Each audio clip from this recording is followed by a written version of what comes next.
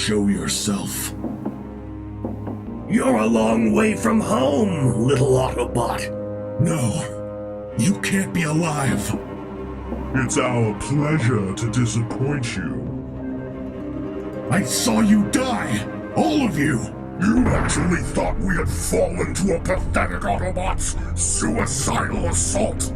It really was quite a spectacle. But ultimately, all for nothing. His name was Slingshot!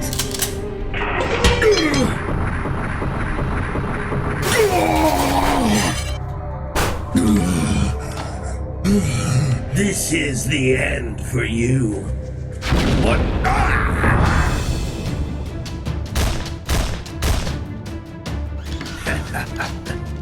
Nobody does that to the Constructicons.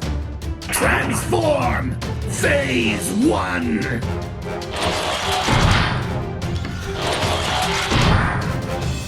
Transform! Phase 2!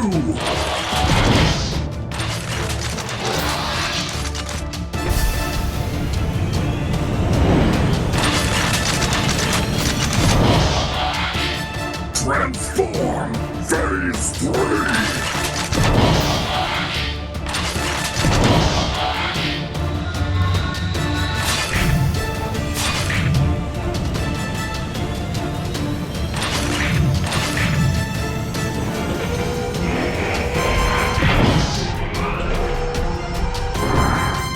Devastator says, your end has awakened.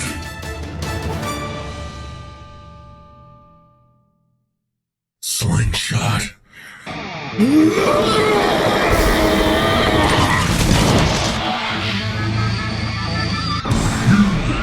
Took him from us. You must be destroyed. Nothing survives the Devastator. Nothing. Survive this.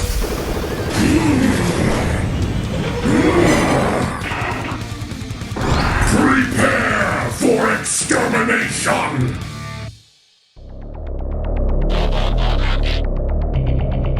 Ladies and gentlemen, this is internet personality Vangelus in the centerpiece Titan price point release of the Combiner Wars era of Transformers Generations was the original Combiner, the big green wrecking machine, the Constructicon deconstructionizer, Devastator.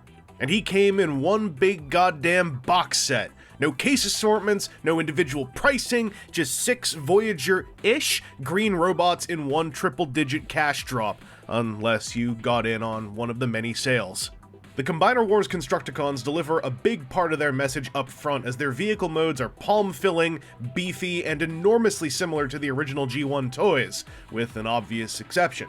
Word from Show Floor Exhibit, back when Devastator was revealed, was that these were sculpted to have a sort of pseudo-scale with the Stunticon's own car modes, and I guess in a mushy G1 cartoon sort of way, if you ignore some of the tinier ladders. I dismissed the whole notion kinda quickly.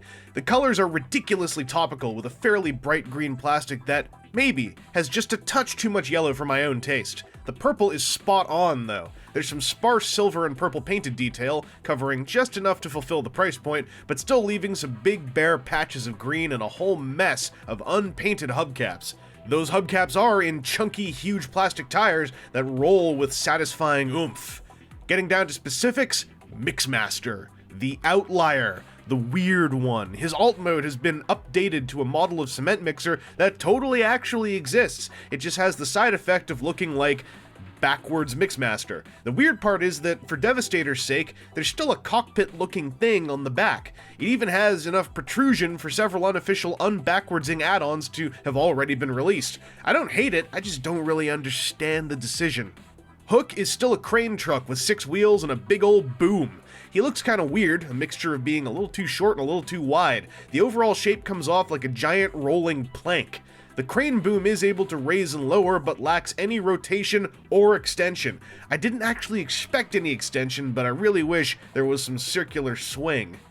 Scrapper's payloader mode looks like it hit the gym, bulking out with armor-plated truck meat, and looking a lot more imposing than the G1 toy. It's got purple painted windows and, like, that's about it. The sea of green hits Scrapper real hard as his surfaces are anything but plain, yet none of it is highlighted with any color. His scoop lucks out, gaining 2 solid points of articulation by virtue of the Devastator leg transformation, so he can totally flip things over.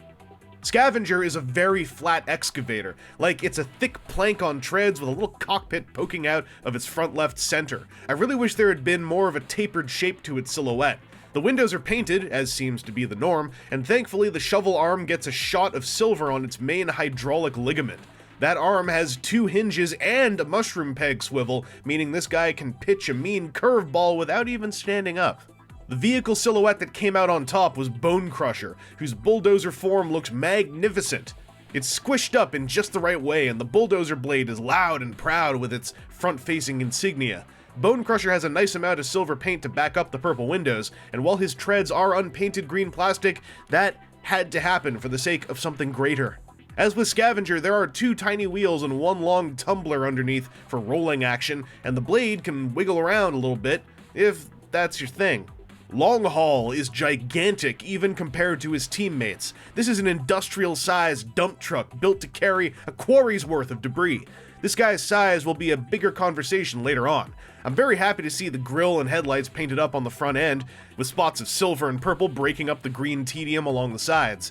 Long Haul's special feature is the ability to single-handedly carry all of the accessories, which each get unique mounting points along the top surface of his truck bed. Best of all, you can leave it all there through every transformation. Sadly, the bed can't really tilt up, but I'd readily take the accessory storage over a minor vehicle function in this case. Now, get ready for some sextuplet consecutive transformation talk. Intense! Mixmaster has got a really simple process with meaty enough chunks of plastic moving around to still feel a little satisfying. I really like the fact that his head has to properly unfold. I really dislike the fact that his mixing drum does literally nothing. Hook has very similar arms to Mixmaster, except there are flip-out hands. His legs are totally a different story from Mixmaster's, as the calf plates and shin blocks do very different motions to accomplish the same thing, while revealing some fresh sculpted detail. And hey, his backpack actually shifts down. Scrapper's legs pull a similar trick to Hook's, though it's not exactly the same. They are very much flipping inside out and pegging together. He's also got flip-out hands and a very welcome solid position for his scoop to assume as a backpack. The head pulls out, much like the G1 toy, and it's less haphazard than I thought it would be when I first messed with the figure. It's not hard to get a hold on it, and it doesn't feel like stuff's gonna break inside. After a trio of simple conversions, Scavenger friggin' pops off with a transformation that's legitimately on par with other Combiner Wars Voyagers. There's a clever crotch swing to put the legs in place while the shoulders move on multiple axes to reshape the upper body into the robot torso. And there's something wonderful that I can't put into words about the G1 toyetic chest panel opening to reveal the head. If you thought Scavenger was something, wait till you get a load of Bone Crusher. His crotch transformation is a little ridiculous, and sadly the tolerances of the black plastic parts are not always reliable on every copy of the toy.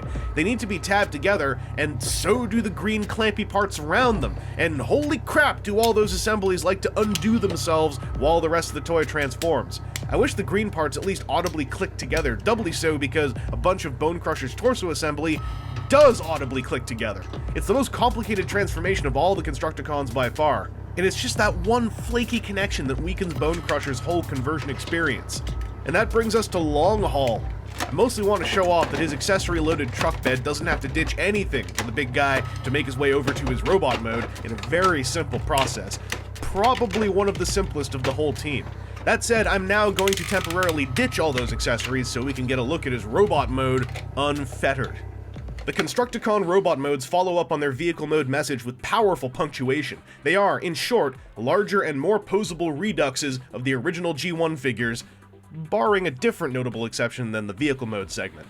They call back to the feeling of those toys in the tinier hands of many of our childhoods, inflating their girth to match the 30 years of finger growth that took place since those childhoods. It's almost distractingly big compared to other Combiner Wars releases, though they look quite at home alongside liter-sized toys. And oddly enough, the robot modes of recent Masterpiece cars. Mixed messages. Speaking of which, Mixmaster has got a pastiche of G1 toy and G1 cartoon detail represented in his sculpt and paintwork. On most of these guys, the majority of that conversation comes from their chests and heads, and Mixmaster's semi-Decepticon symbol helmet crest looks borderline regal around his unmouth-plated cartoony face. I like the silver. Unfortunately, Mixmaster suffers from having a large, immobile cement drum as an insect-like butt handle. It looks very unsubtle and sometimes causes him to lean back, but it totally does work as a handle. Whoosh! Hook has loads in common with his G1 toy, especially the green plated overhang of his backpack over his shoulders. That backpack's crane boom is a bit of a nuisance in this mode, as its lack of mobility or modularity makes it almost as annoying as Mixmaster's mixer butt. The chest is a lovely asymmetrical display of G1ery, and goddamn those silver thighs are delightful. Hook's head is cartoonily wonderful, with its big red shades and silly black plate hat. I got a confession to make.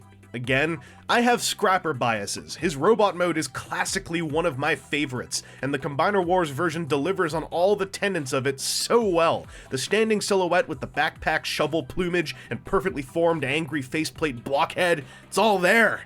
Scrapper's chest and waistline are adorned in a healthy variety of detail colors, and his aforementioned blockhead looks so alive.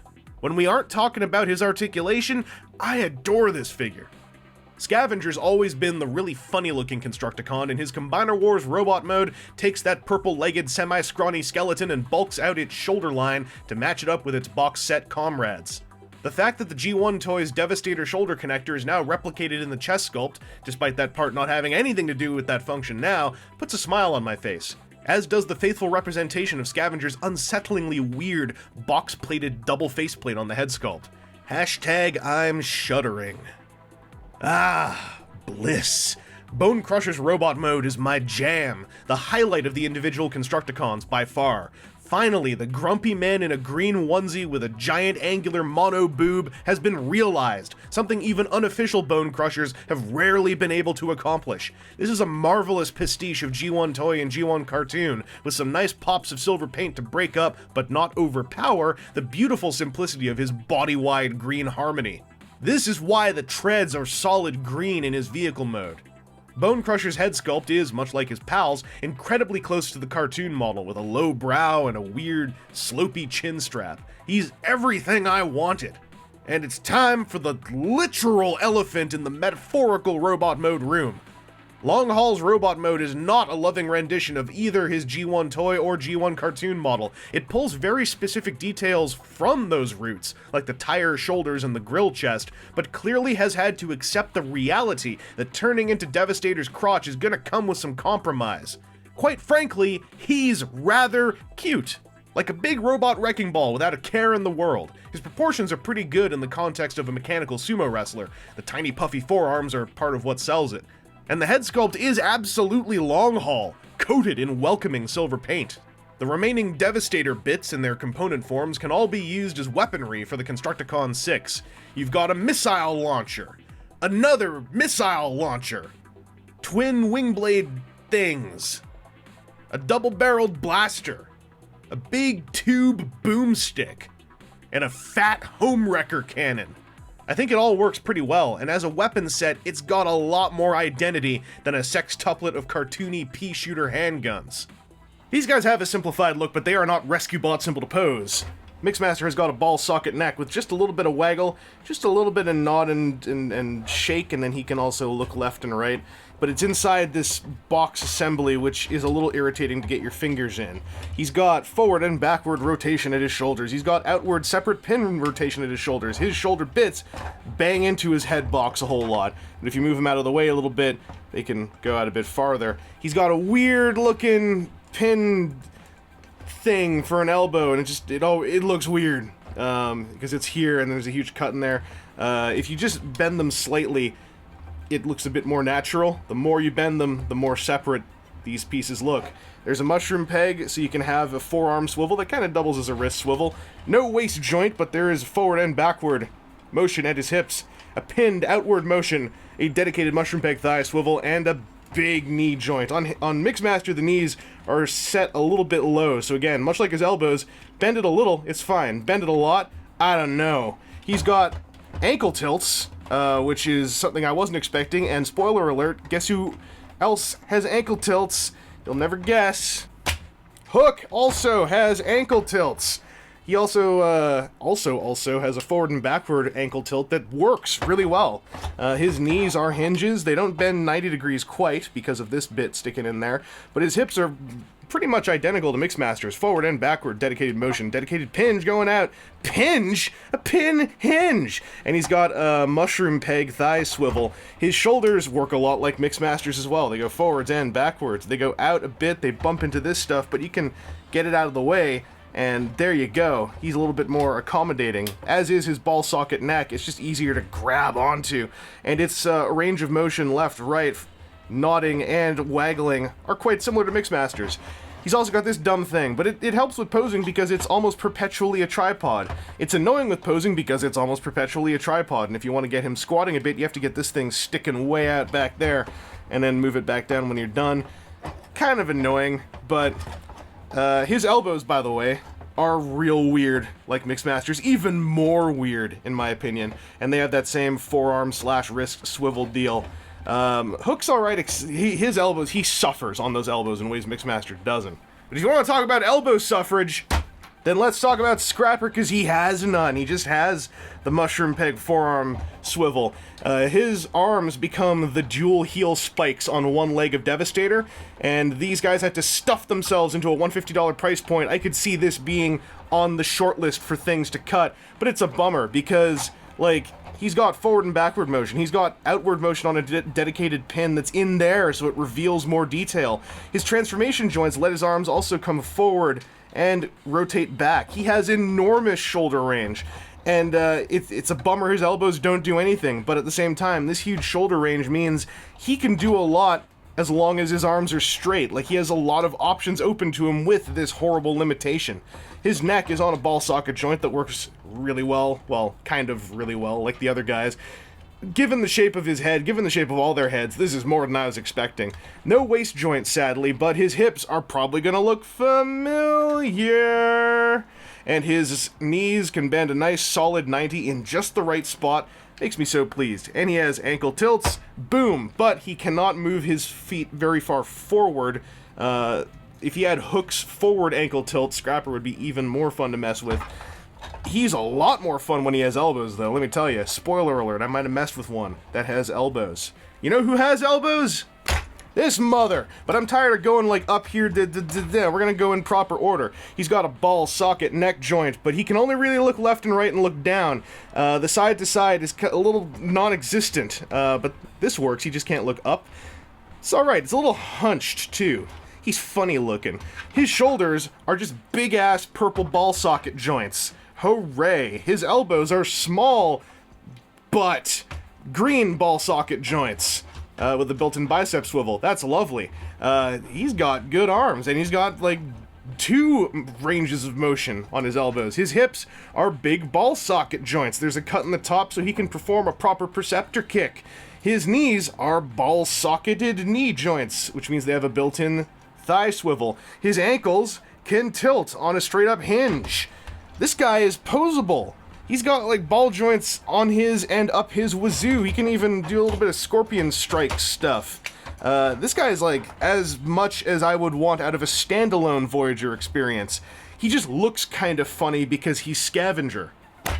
Bone Crusher is a lot like Scavenger, but he doesn't really look funny, because I don't think that this looks funny. Maybe you do. Maybe you're a real weird, screwed up, really weird. Bone Crusher's head is on a ball socket joint with a little bit of nod, a touch of wiggle, but a whole bunch of left and right. His arms are not gigantic, but small, manageable ball socket joints with a cut to go outwards. His elbows are ball socket joints, which means there's a built-in bicep swivel, and then there's a transformation hinge, which means he's got a double-jointed arm action if you want. No waist joint. Not very surprising, especially with all this mush, and keep an eye on that mush as I show his ball socket hips, which can go forwards and backwards. There's a cut in the top to go out. As I'm doing this, his hips just start doing that. And what's weird is they are tricky, borderline difficult to get together, even if you know the trick. If you're like me and you're under a touch of duress with equipment right in front of your face. Like, getting them together is much harder than getting them to accidentally come apart. His knees are ball socket knees, much like Scavenger's. This thing's on its own little ankle tilting hinge. But this mush here, like, if I want to pull it apart even, it's a touch harder than it accidentally coming apart. And what a shame, because otherwise this guy is a natural standing, sexy green robot with a mono boob and a onesie. His legs are treads and he looks like a badass. He's everything I want. It's just that groin. Oh, he got bigger. This is Long Haul. Long Haul's neck joint is a ball socket joint. Even up here, this big silver thing. He can look left and right real happily. He can kind of tilt his head a little bit, but the shape of his head just doesn't play super nice with the range one could get off of a ball socket joint. You get a little bit of that ovular motion, but not a ton. His arms can go forwards and backwards. They can go out, but then they bang onto stuff. If you untransform them a bit, they can go out a touch farther. Not sure if it's worth it, though. He doesn't have a ton of outward shoulder range. And his elbows don't really do anything. Like, they kind of can curl in a bit. They can do that, which... use a plane! These have to do this for Devastators. So you'd have to have then a separate multi-part assembly to have them go forward. I have seen what it looks like, and it's real nice, in fact. But that is another one of those things that I could see being on the short list to chop when you're needing to get this guy, this whole set, under 150 bucks. Bright side, Long Haul has Devastator's waist joint. He can get one click out of it. If you want to get more clicks, then you've got to pop this thing loose. Now you can get more clicks. He also has Devastator's hips, which means they're very loud and extremely solid. There is a thigh swivel, and then happy day, dedicated Long Haul knees, which have some much softer detenting going on. Cover your ears. His ankles can tilt as well, making that 6 for 6, although this is really just a transformation joint. But who cares? It means he can squat all proper style. If you have a bunch of stuff on his back, then you're going to need to bend his hips forward a click each. Otherwise, he'll start tipping backwards. I found that out the hard way. So these dudes are all pretty basically posable. The only major omissions are elbows on Long Haul and Scrapper. They all have ankle tilts. I feel like something's missing on 2 of them, but I still have a decent amount of fun. Alright, those accessories are going back onto Long Haul so I can continue to show off, because it's time to form Devastator! This set came out at a time when there were 2 other unofficial siblings to match up against, and its combination engineering has one hugely defining factor compared to either of those. And that factor certainly ain't the awkward way that Mixmaster's combination hooks deploy from his legs. No, it's best represented by the first major connection, Long Haul's interlocks with Scrapper and Mixmaster. This is the moment that told me this was a joint project of John Warden and Shogo Hasui. There aren't any last decade hexagonal pegs in play. There are multi-C-clipped and pegged, layered interlocking panels, forming an impenetrable combination between the 3 Constructicons who form Devastator's body from the waist down. That stuff has impressive hand feel, with a series of confidence-building kerchunks. Hook, Scavenger, and Bone Crusher will need to go straight back to their vehicle modes before you crack Hook in half at a midway double hinge to turn him into Devastator's upper body. 2 large pegs flip out to plug into Long Haul along with a tab on Hook's central forearm, while long tabs at the top of Long Haul's shoulders plug up into slots on the bottom of Hook. Multiple interlocks abound, baby. Speaking of which, a couple specialized connectors deploy to receive Scavenger and Bone Crusher. Is it a simple one-plug connection, though? Absolutely not. Their rear-facing treads then tab onto Long Haul's forearms, giving those forearms an unexpected reason to exist in Devastator mode, and hiding them to boot. To take the word interlock to its limit, once you put together Devastator's chest wing, it not only plugs onto Hook and Long Haul's physical contributions, but also locks into Scavenger and Bone Crusher's front-facing treads. The chest wing unifies the top 4 Constructicons in one fell swoop of tabs, pegs, plugs, holes, and slots. Scavenger and Bone Crusher break convention by containing Devastator's elbow hinges themselves, along with some preliminary forearm meat.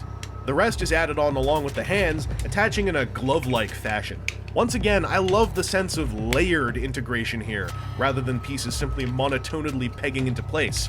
Flip out the head, which itself tabs Hook's halves together one last time, and the Devastator stands, awakened.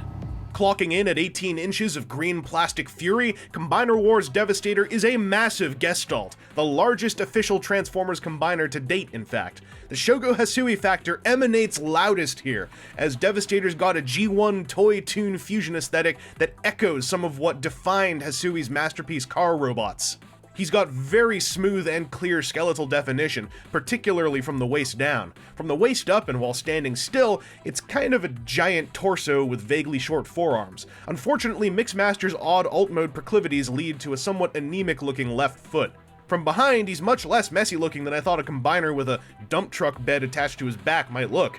And as far as color work, it's really worth pointing out his black hands and mismatched purple and green torso treads. I can deal with the first one, but despite being a symptom of something I adore on the individual robots, the second one is rather distracting. That giant purple chest wing is a centerpiece combination of sculpt and paintwork, and it rests beneath a superb Devastator portrait. The Constructicon Titan had a very amorphous cranium between various cartoon episodes, and this head sculpt captures what I would consider to be most of the essence of what I would want to see on a Devi skull. A big red visor, a looming silver brow, and a funny-looking silhouette. Very satisfying. The final two accessories merge into Devastator's big purple gun, which doesn't actually lock into his hand, but grips tightly inside of the Destroyer's clenched fingers. Unfortunately, it's a little heavy for the array of friction joints that fill out Devastator's arms. The Scavenger arm does alright, but the Bone Crusher arm cannot deal with it on my copy of the figure. Devastator's big block head is on a big block swivel, which means that he can't really look up. You can sort of untransform his head, but then it doesn't really work. Also, when he looks this way, I can't imagine what's going through his mind when he looks in that direction. His shoulders are jointed at the very top of their connection to his torso, so like, the forward motion is up here. It's a natural position for a shoulder joint to take place on a humanoid figure. All that said, I think that if it was down a bit lower, it would have played up his bulk a bit more, but this also plays well with this guy's transformation. Anyway, there's a friction joint outwards, friction joint forwards. Down here at the elbow, you've got a bicep swivel, which reveals, well, it's silver, that's okay. And a hinge for this kind of action. Then the knuckle has a joint. And the thing I like about these hands is that they look okay when they're open, and they look fine when they're closed. Like, there are far more expensive toys, well, far more elaborate toys that have trouble with this, and this is a real nice natural slope.